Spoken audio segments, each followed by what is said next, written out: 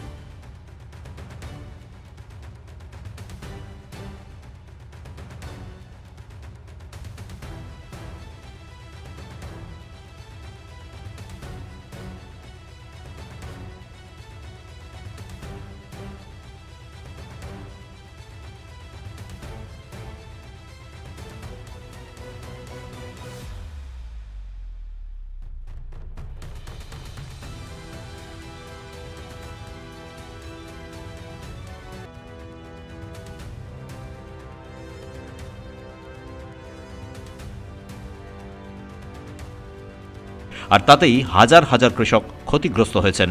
অপেক্ষায় রয়েছেন কখন সরকারের বিমার টাকা মিলবে। প্রতি বছর ভুট্টা এবং ফুলকপি থেকে চাষিরা বিরাট মুনাফা অর্জন করে, কিন্তু এবছর সর্বশান্ত হতে চলেছে। আব্দুল ওদুদের রিপোর্ট, পুবের কলম ডিজিটাল।